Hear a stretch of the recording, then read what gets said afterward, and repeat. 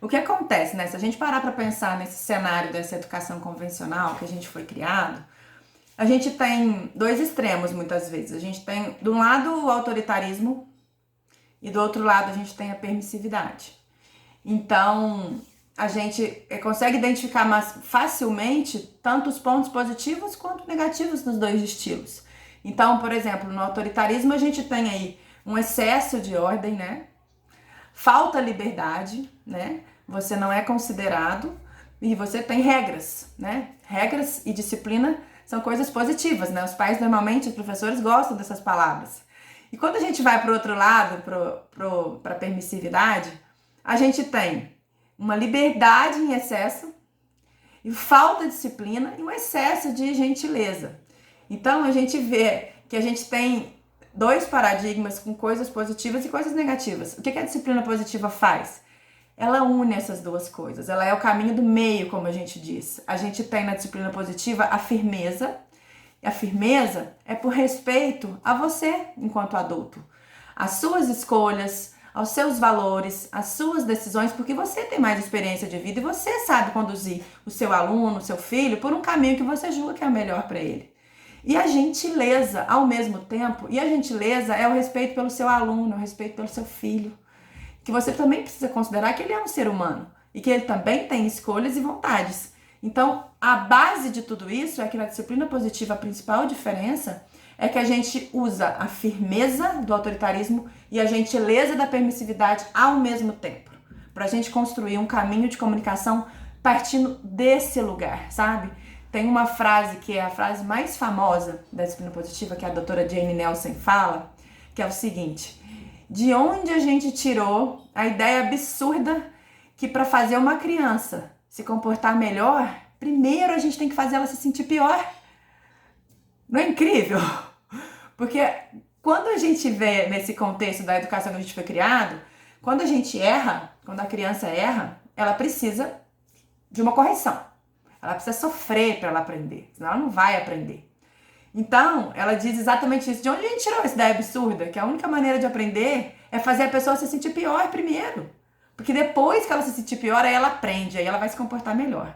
Então, a diferença básica é essa, Gabriel. Na disciplina positiva, a gente acredita que as crianças, assim como os adultos, se sentem melhor e assim agem melhor, né? Quando a gente não se sente bem, a gente não age bem. Quando a gente tá chateado, tá com raiva, né?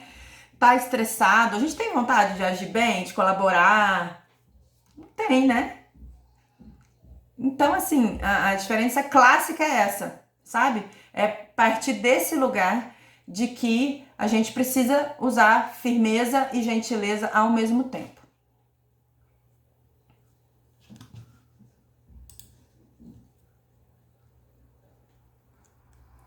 Vamos responder tudo.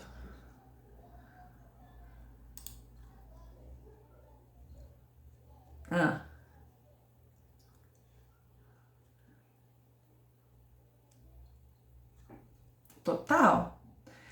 Total, porque a base de tudo isso, né, tá em a gente ajudar os nossos alunos, os nossos filhos a olharem para dentro deles, a se conhecerem, para que eles venham a se tornar, né, no longo prazo, pessoas que tenham inteligência emocional, né, que sejam bem resolvidas consigo mesmas.